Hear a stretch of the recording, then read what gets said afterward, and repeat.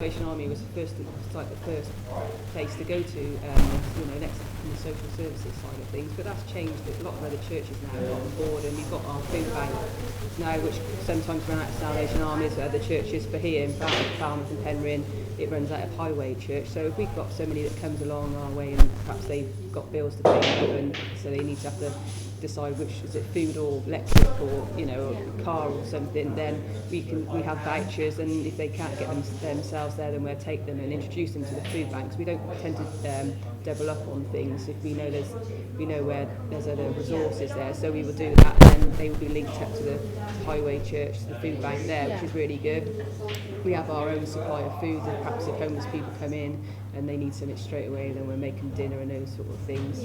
Then our congregation will pay for what we call our Sunday worship sort of stuff, but from a community side of things, we have our own charity shop, which is brilliant, next door, which funds our community projects, so that's really good. So also we can help families, people who need to perhaps furnish houses and things like that if they haven't got anything, or perhaps homeless people that need blankets, sleeping bags, or whatever, clothing. So we do that, and I say the money there we raise, and that helps here in Falmouth.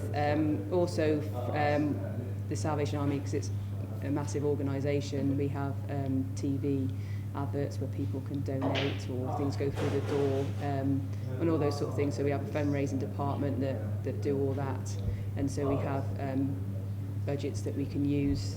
And also we have legacies where people die and they give money to the Salvation Army, then we court, because sometimes it always depends what the reason why they're in that predicament, really, and that is all varies for different people, and sometimes it's addictions, and until they get out of those, off the addiction, then it's very difficult, because it's just a circle of events, and all they're doing is just trying to survive the day, by finding food and somewhere to shelter or whatever.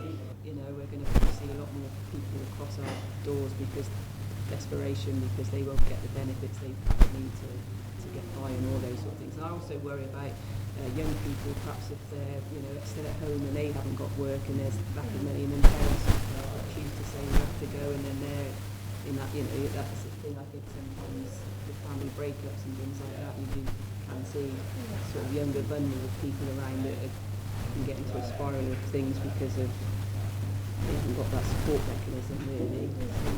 I've been homeless for 6 months. I've managed to get a place at Oakfield, just staying for a long called Gary. I've got my own bedroom and what's that. It's been there looking at. I've been sleeping beyond there sometimes. So it should run me. Well, when it's been raining, it's no proper shelter. It's a struggle. I see on a Tuesday and Thursday, dropping the session on a Friday. I do a bit of cleaning, like the chairs, the tables. We're into work. There's a lot of part-time work down here. It should be like full-time work. The rich are getting richer and the poor are getting poorer. A lot of volunteer work in the past, and I thought, well, this would make things this would be a little bit different from volunteering at a charity shop. And I've known Claire, the chef, here for quite a long time. And I came in one day just for a meal, and she said, "Look, we're looking for a volunteer job.